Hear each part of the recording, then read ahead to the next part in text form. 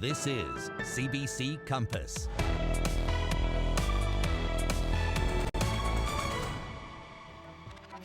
This is Friday, February 21st. Here's what's happening now on Prince Edward Island.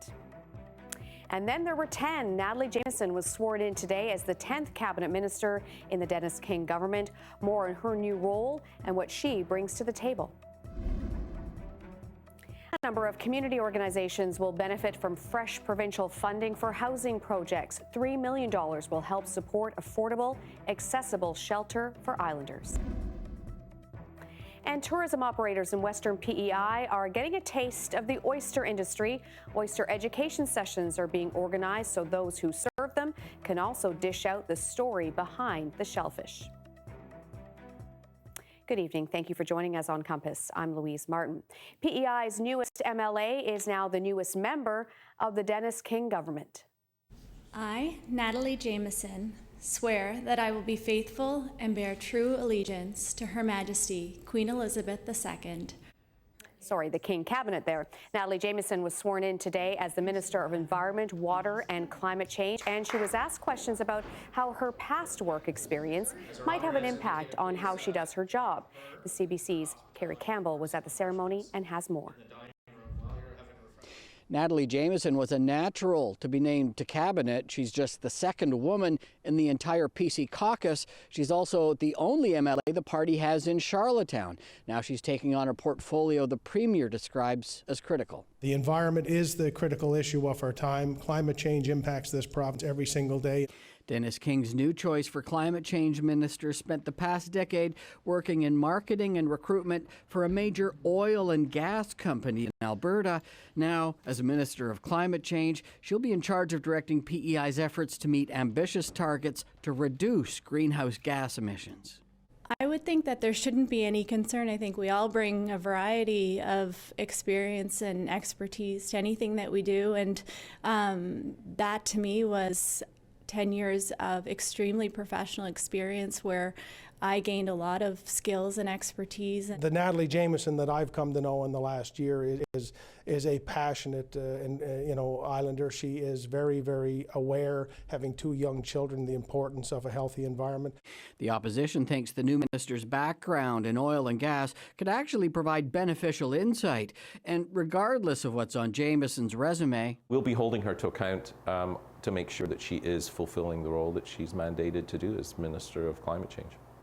There are already some big jobs ahead for Jameson, not just overseeing a reduction in PEI's carbon emissions, but also bringing the Water Act into effect, settling ongoing questions around irrigation wells.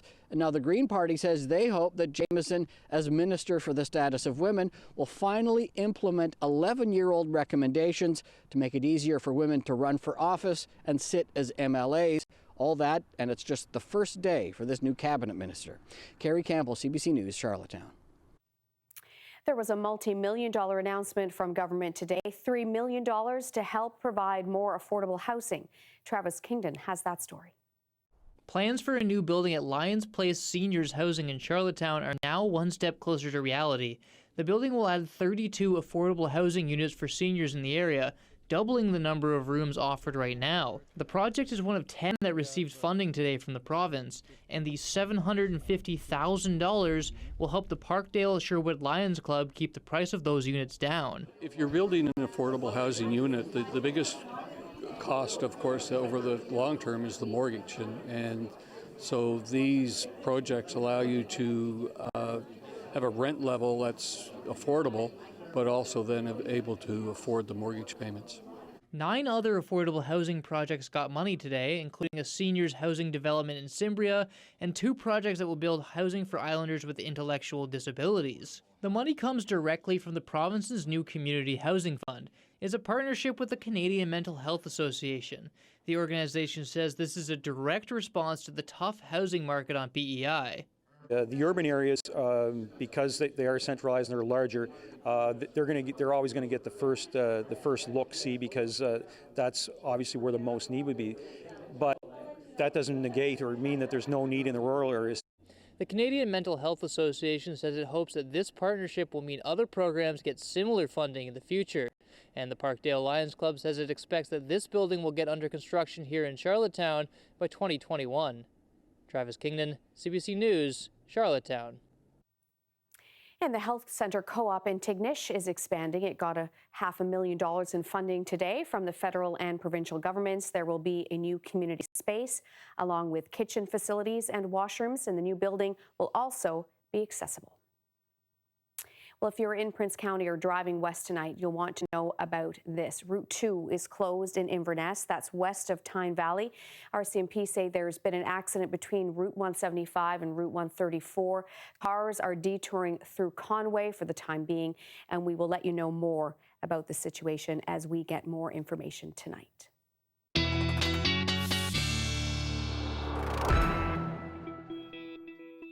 Well, Jay is here with our first look at the weather and a very chilly start to the day, Jay, as you said, but it was lovely to see the sun shining throughout PEI today. There's an old saying, weather doesn't like to happen when it's cold, and there was a lack of weather happening today, which meant blue sky, lots of sunshine, but it was a very chilly start to the day. At the moment, looking at the hourly observations, minus 19.4 this morning, felt minus 28 with the wind chill. Can't see the mid-hour observations just yet, but we may have dipped below minus 20 briefly early this morning, and that would be only the third time this winter. So I'll have an update on that tomorrow. I'll likely put it out on social media when I can get access to all of those observations to see. But if we didn't break the minus 20 mark, we were at least close. Luckily, that sunshine helped to warm us up a little bit today. Still well below seasonal, though, this hour, between minus 8 and minus 10. Feeling in the low to mid minus teens, factoring in the winds. Now, the winds are fairly light at the moment.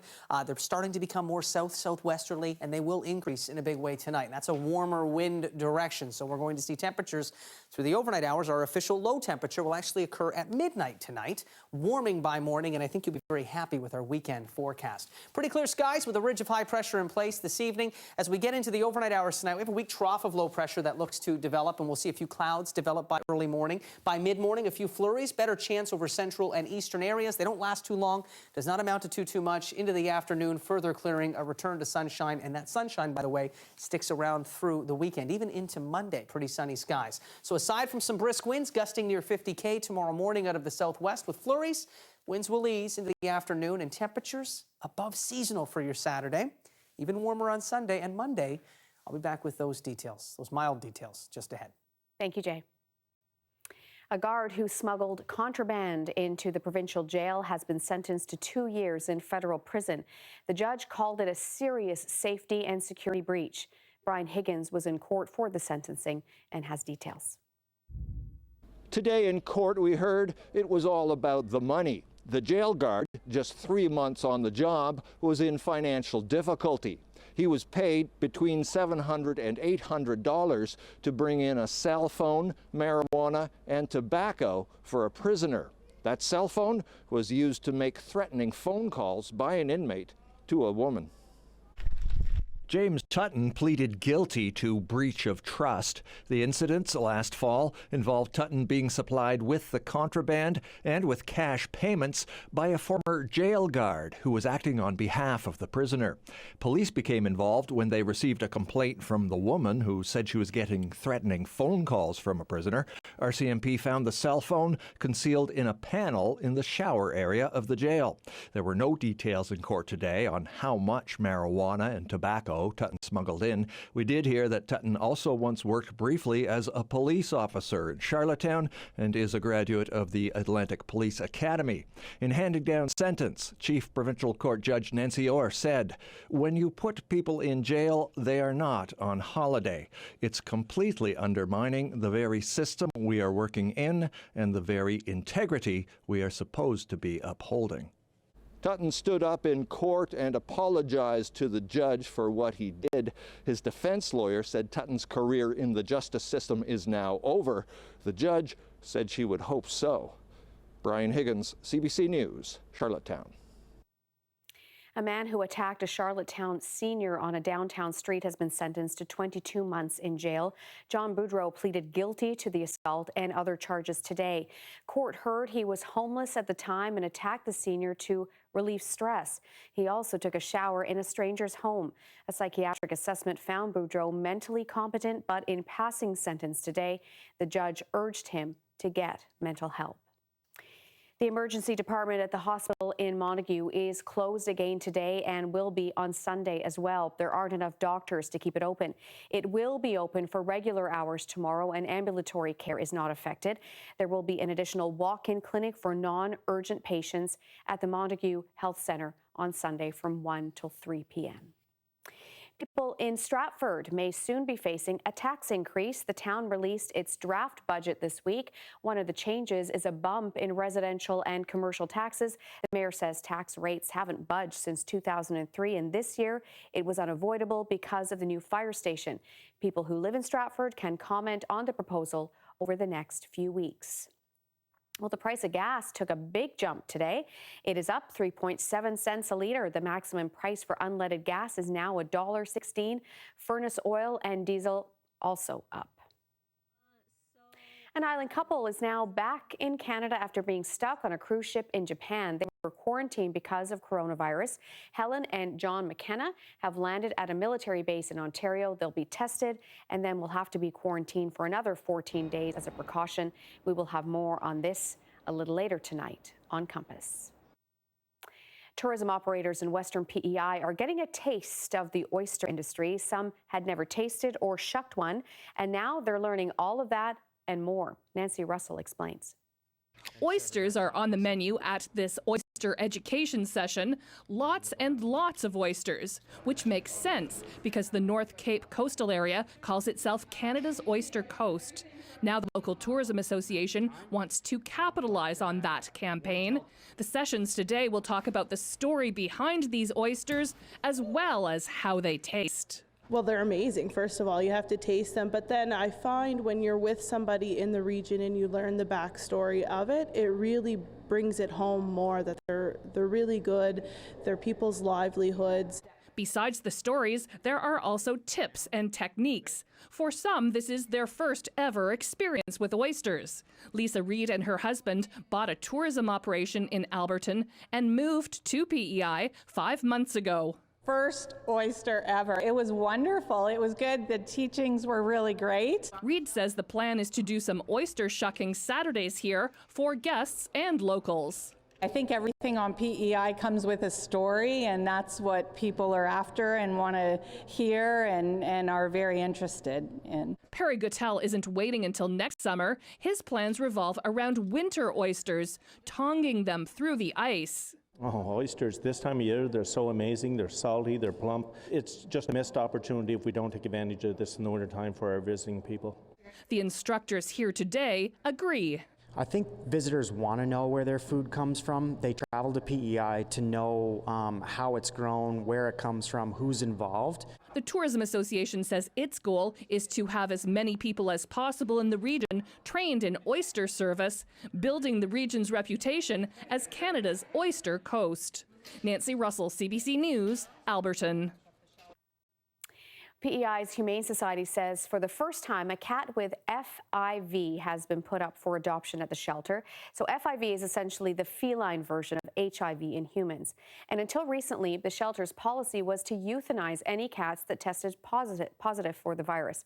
But some new research has prompted a policy change, which is why Barney the cat is now on the adoption list. Have a look. Hello, big cheeks. Hello, big cheeks. The message we're trying to portray to the public is don't judge this cat because they have FIV. They could live the same lifestyle as a cat without the virus. It was previously a lot of misconceptions around this within the veterinarian community and within sheltering as well. So what we know now is that they can live healthy lifestyles and they can live a long lifespan. Not always, but in some cases, just as any other cat, they can live up to 20 years of age. So it really depends. Often it's compared to like HIV for cats, so it does affect their immunity. differently. So if they get sick, they might get sick for longer. It might affect them differently than a normal cat without the virus. So there are things that if you are going to adopt an FIV cat, you have to be aware of that. You also have to keep them indoors so that they're not fighting with other cats and infecting other cats outside. And that's how cats can infect other cats with FIV is through deep bite wounds and through fighting.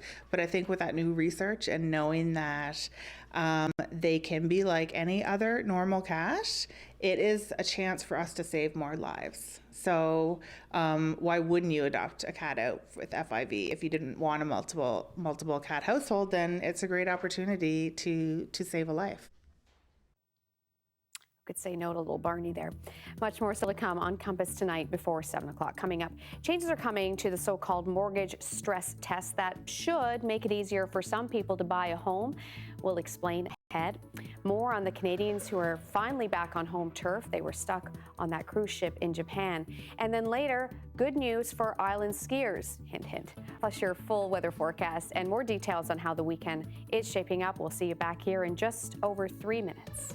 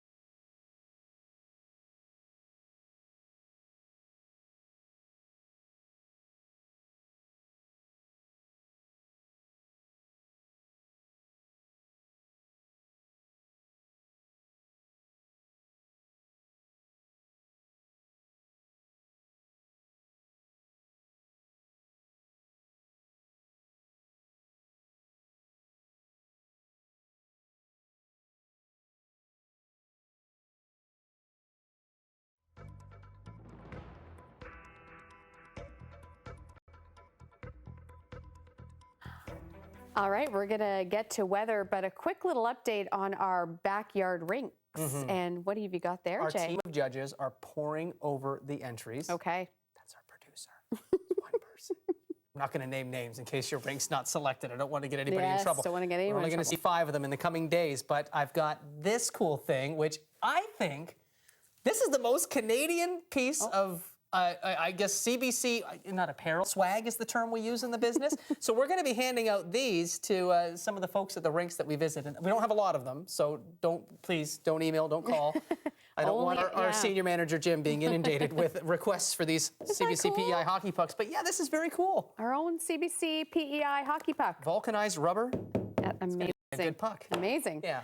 All right, Pretty excited so about it. how about some pond hockey this weekend? Good weekend for it? Yeah, and actually, the ice is going to be pretty hard after a couple of days of very cold temperatures. We do warm up slightly above seasonal for the next few days, and that warming starts through the overnight hours tonight. So our coldest temperatures, our official low temperatures tonight, will actually occur at around midnight. Oh, by the way, when I said just shy of -20 for the overnight low temperature, talking about the 2 times so far this year, Charlottetown Airport. Other parts of the island, if you've got a backyard weather station, I would not be shocked if you were well below the -20 mark. Certainly with those inland areas, with the calm winds, the clear sky we had tonight, the fact that we have this Arctic air mass in place, I would not be surprised. And I'm still, jury's still out to see if we actually did briefly dip below -20 at the airport as well.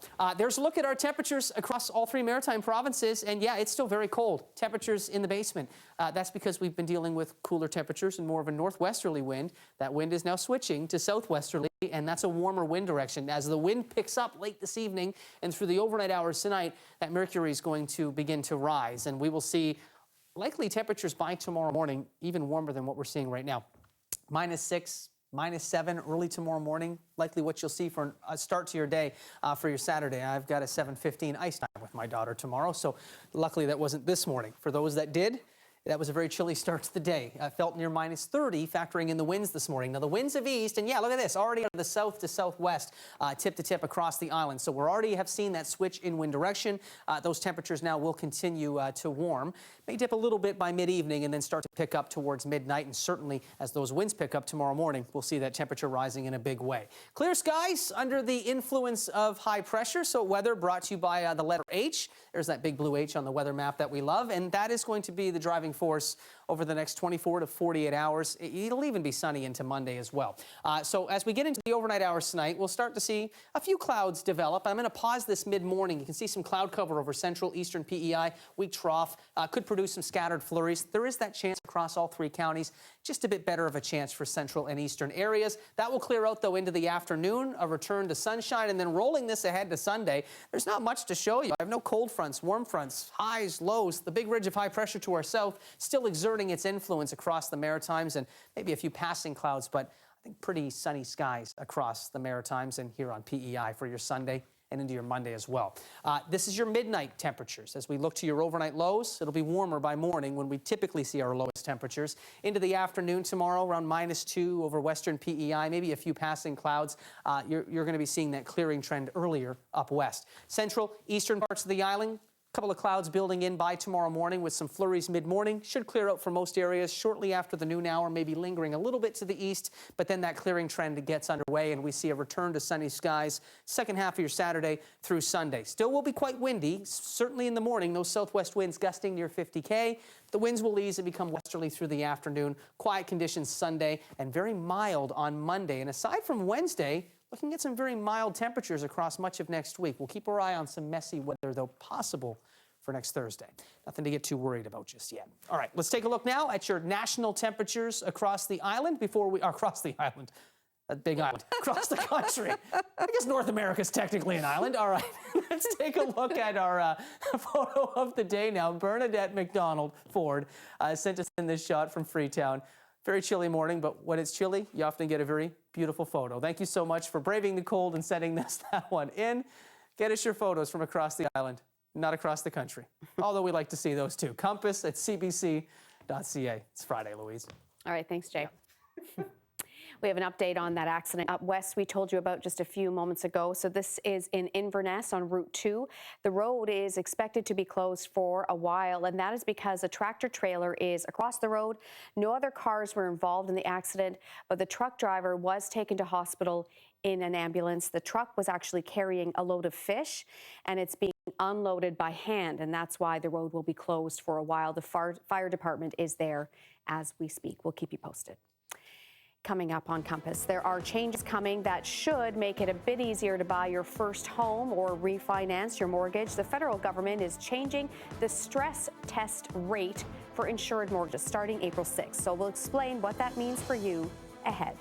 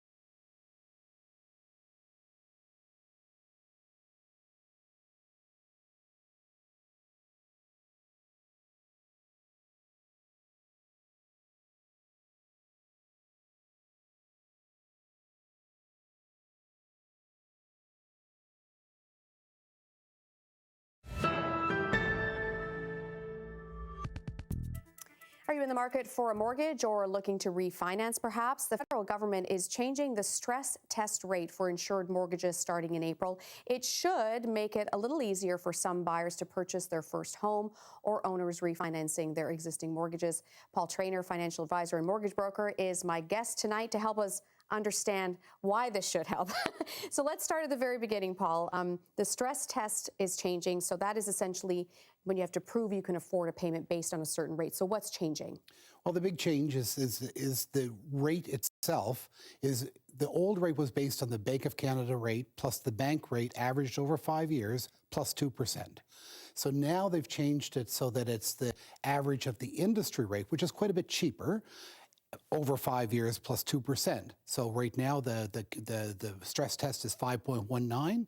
If you add the average, the stress test comes in at about 4.65 to 4.75. So it's really, really positive for there. It just allows people to be able to get into their first mortgage or any mortgage easier and without some of the flaws of the old system. So as simply as you can, I know. I know it's complicated, but explain to me why this is a benefit to someone trying to get their first house.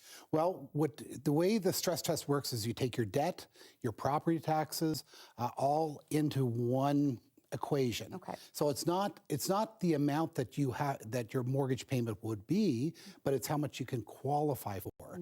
So people think, oh, the interest rate is 2.65, I can afford that. But when you add that stress test, 2%, Right. onto that, all of a sudden you have to qualify as if it was 5.19%. And that's So- to make sure you can afford Exactly. any fluctuations in interest rate change. So their thought process is if the consumer price index for housing goods or groceries go up 2%, they want to make sure that you have enough money to afford that mortgage payment. So who does this benefit the most? The big benefit would be those first-time home buyers, any person with a student loan debt, which seems to be a big problem with the stress test. Those are the major beneficiaries because they've got that extra debt that that we as we get older, we don't have the student loan debt. We don't have those little debts that are, I shouldn't say little debts, but you don't have those. So they don't go into the equation.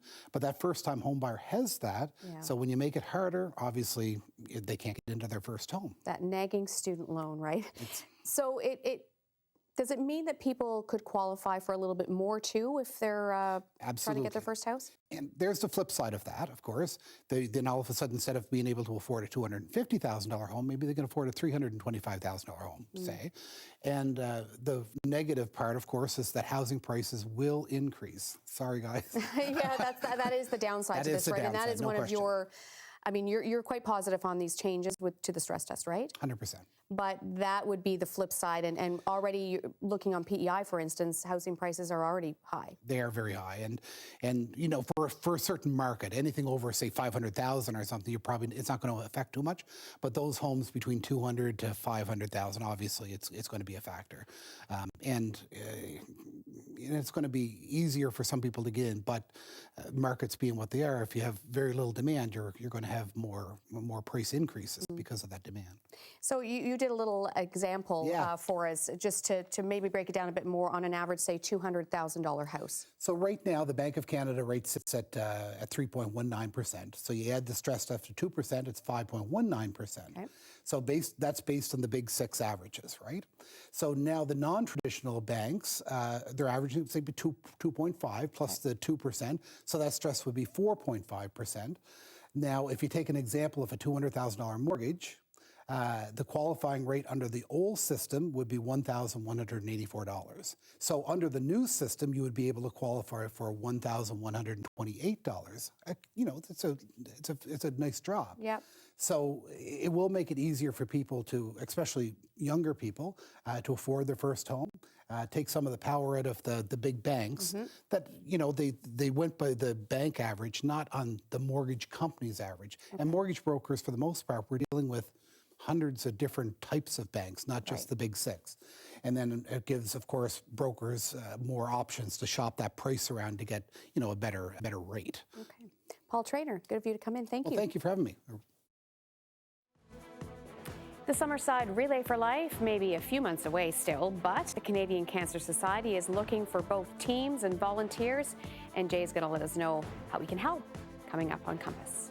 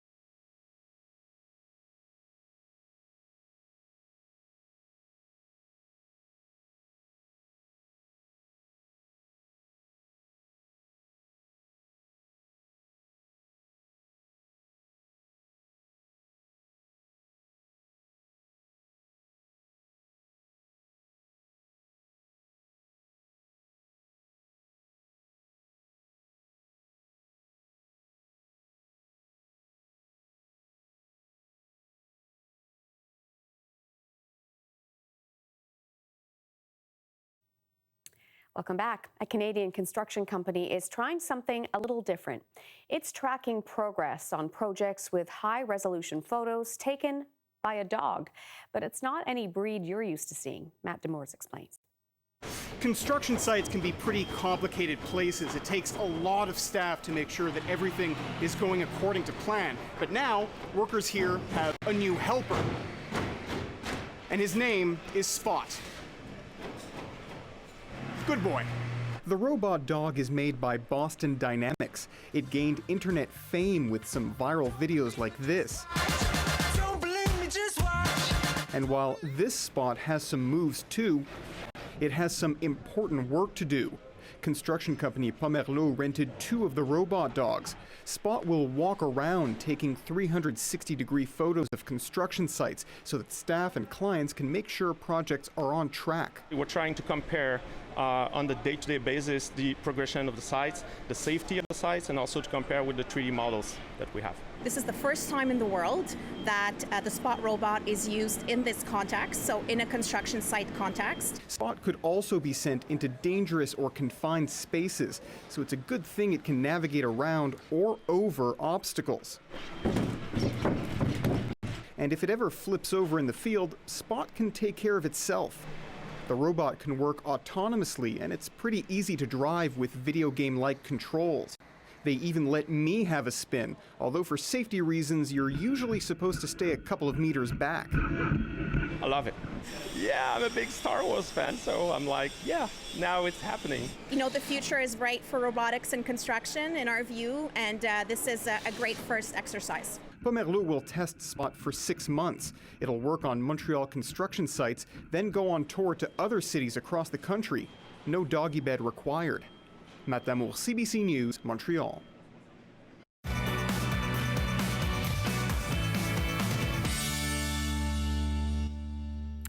Another sign of spring. The Summerside Relay for Life for the Canadian Cancer Society is coming in May, so it is time to start planning for that.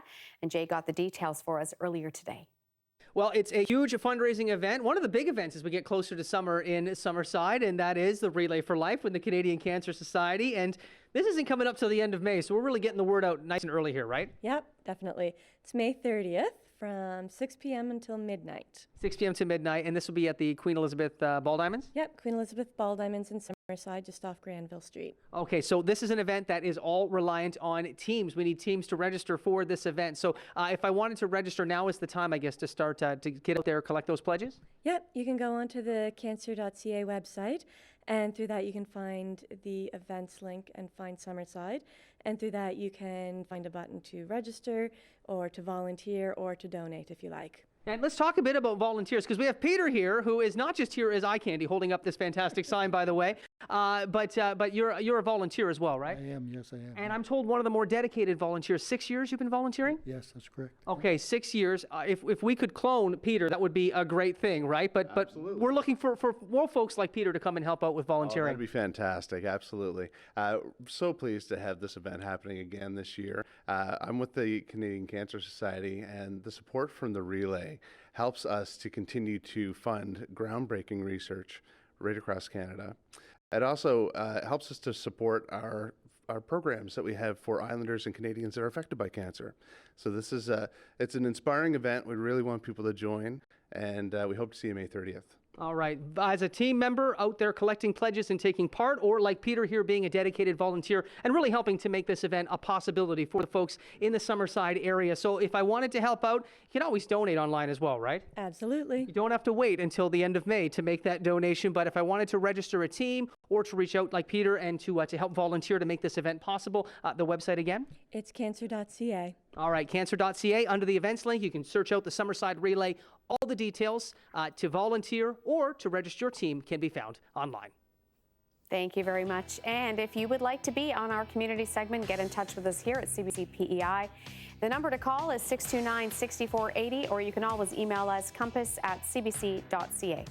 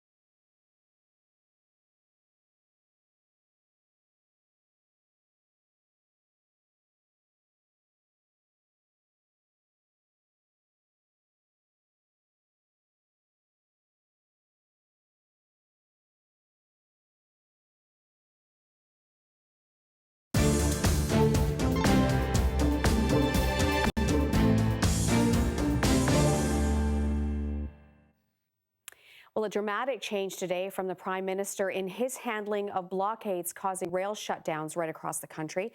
So this afternoon, Justin Trudeau said his government has tried to engage with Indigenous leaders for days now, but that there can't be dialogue when only one party comes to the table.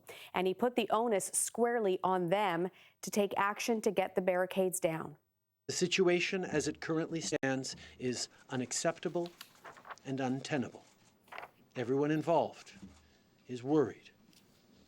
Canadians have been patient. Our government has been patient. But the fact remains. The barricades must now come down.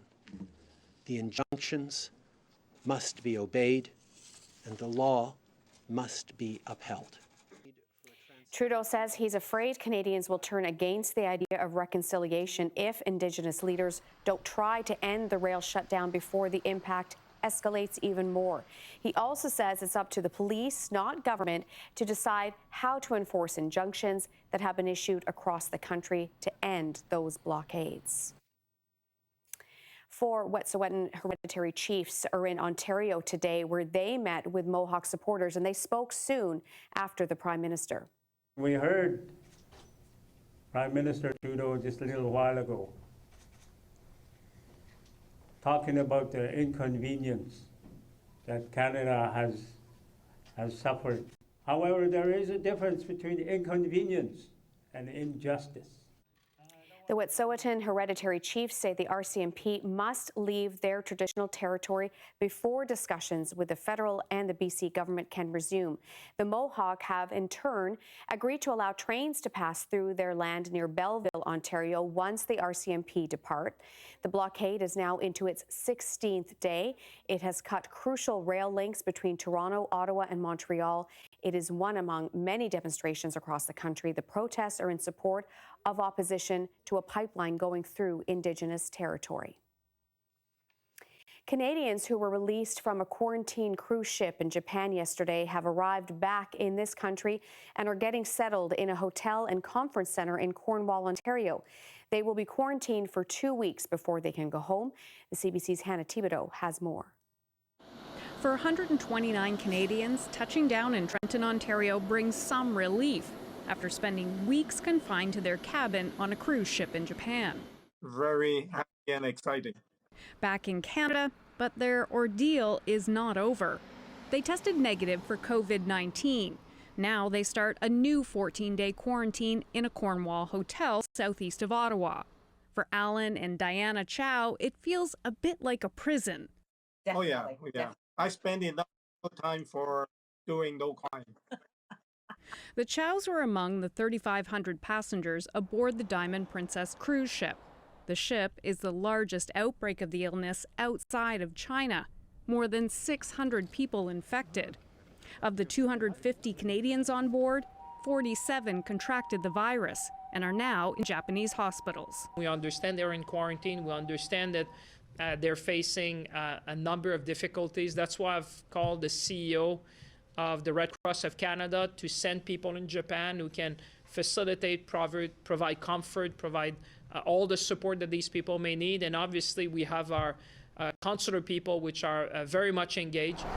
The Canadians who were cleared to return home are now in isolation, getting regular checks on their physical and mental health. The important thing is also that we're providing mental health support because these individuals have been, cooped up in a cruise, and many of them without windows, and so we are offering on-site mental health services.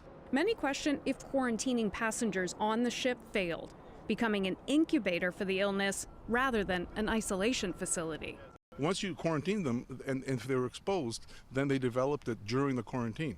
The other theory is that there's something went wrong and we're not sure. So because we're not sure, that's why we're taking the extra 14-day precautions here. So for now, this is where the Chows and the other former cruise passengers will call home. Hannah Thibodeau, CBC News, Ottawa.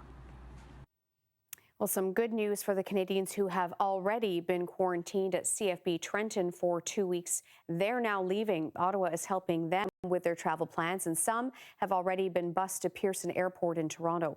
CBC's Ellen Morrow has more. Throughout the morning here, busloads of relieved Canadians arrived here at Pearson International Airport from CFB Trenton. We saw people come off the buses. We saw families with little children, obviously confused at what's been going on in their lives over the past few weeks. We met people who have been away from their spouses, away from their families for weeks, all so relieved to be done their period of quarantine at CFB Trenton and to be back closer to their real lives, whether those lives are here in Toronto or many of the people that we met have onward journeys to other parts of the country, even the United States. Now, we talked to a lot of the people as they got off those buses this morning. Here's what some of them had to say.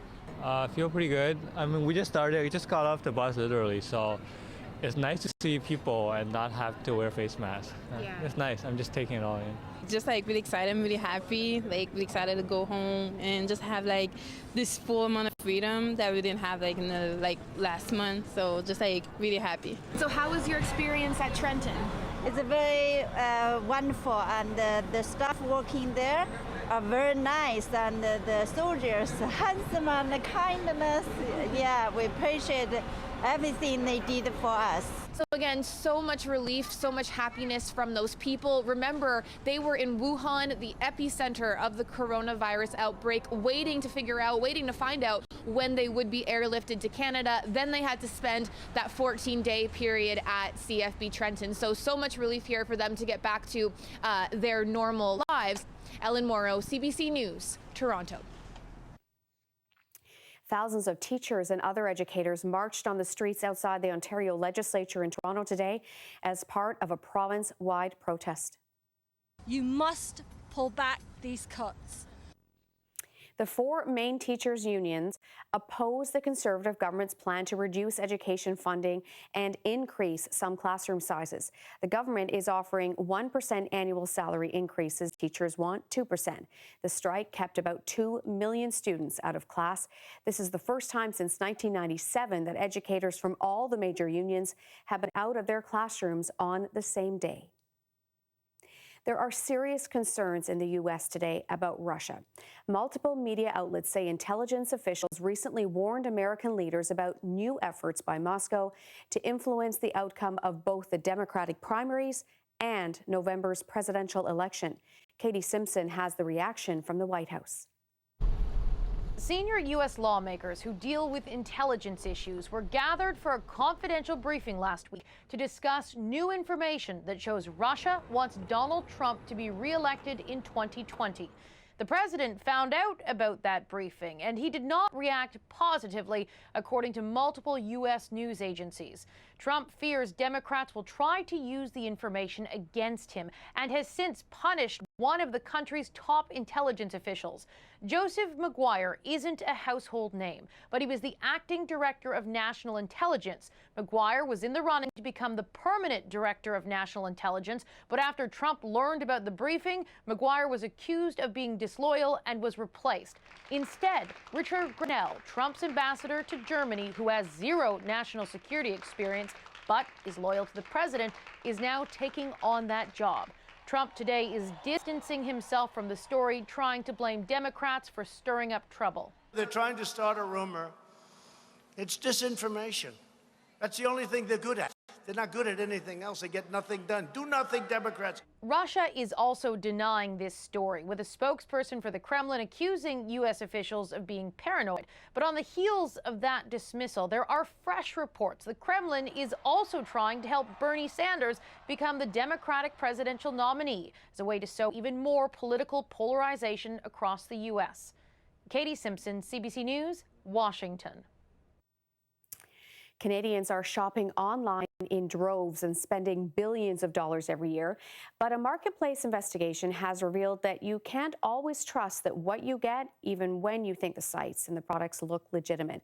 There are counterfeits popping up in the virtual marketplace. And as Asha Tomlinson reports, some of them could be putting your health at risk. Do you shop online? Yes, I do. When you get the products, do you believe that they're real? Of course.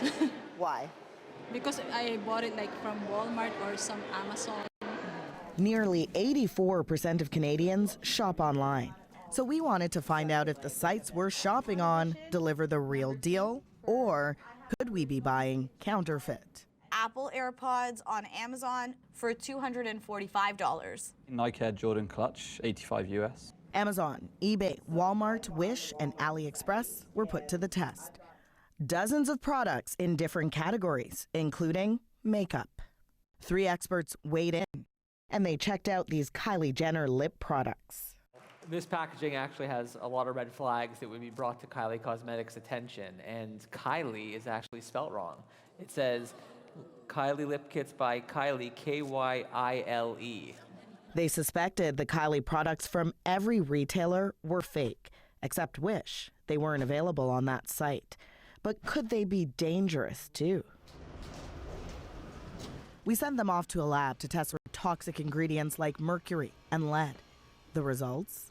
Mercury can have adverse effects on the nervous system. Toxicologist Ryan Prosser confirmed there's mercury in these lip products from AliExpress, double the amount accepted by Health Canada. The fact that it's being applied to the lips and that likely percentage of that is being ingested, that's a definite pathway of exposure that I would be concerned about. Then there's this MAC lipstick, also counterfeit and bought on AliExpress. The lead in this lipstick, over 750 times Health Canada's limit. The takeaway from the data you have here is be careful where you buy it from. AliExpress banned the sellers from their platform after we contacted them. We asked all 5 retailers to come on camera to explain how they're cracking down on counterfeit products. They all say no, but tell us they're committed to stopping the sale of counterfeit products on their site, using a combination of the latest technology and enforcement to protect consumers. And they all add if what you buy isn't as advertised, you can always request a refund. Asha Tomlinson, CBC News, Toronto. Well, to find out more on how to spot a fake and protect yourself when buying online, you can tune into Marketplace tonight. That's at 8 o'clock on CBC Television, or you can watch anytime on the app CBC Gem. Here's a look at how the markets performed today. The Canadian dollar higher, 75.62 cents US. Big drops on the stock markets. Lots of concerns about coronavirus. That was really weighing on investors today. So the TSX off by 100 points and a triple-digit loss for the Dow as well. The price of oil was lower today, off by 50 cents. And gold up $20.30 US an ounce.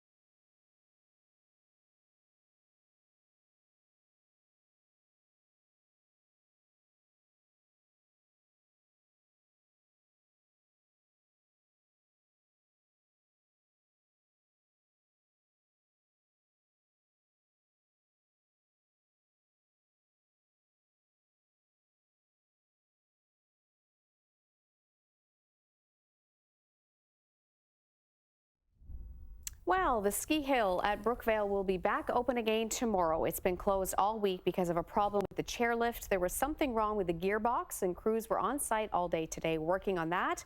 And now, well, happy to report the problem is fixed. This weekend is the last one for ski lessons, so that's good news. The run's open tomorrow at 9 a.m. And it's going to be a gorgeous weekend. Lovely day for skiing, I bet. Bit breezy tomorrow morning, Okay. and may see a few flurries. Not bad for skiing. Not bad for skiing. But the flurries should wrap up as we get into the early afternoon over eastern areas, earlier over western areas. So we'll start out with a mix of sun and cloud in the morning. I'd say by about 8 o'clock, 9 o'clock, there's that risk of flurries. They could linger into the noon hour, early afternoon for eastern areas. And I think it's a very small chance for folks up west, by the way. And then look at that clearing trend through the afternoon. And more importantly, look at those temperatures. Look at those temperatures. -1 between 0 and -2 tomorrow, and between -1 and +1 on Sunday, and as warm as 2 to 4 degrees on Monday. So we have a nice mild compared to what we've seen, but above seasonal stretch of temperatures to look forward to, and still cool enough that the conditions should be nice at Mark Arend's Provincial Ski Park, whether you're on the Alpine or hitting up the cross country, fat tire biking. It's going to be a great weekend to do some outdoor stuff. And I just wanted to do a little shout out, Jay, to all the award winners at the Sport PEI Awards that I helped co-host earlier this week. I didn't get a chance earlier in the week, so congratulations to everyone who won an award at that night. It was great. And thank you for watching this week. We'll be back on Monday. Have a wonderful weekend. And good night, PEI.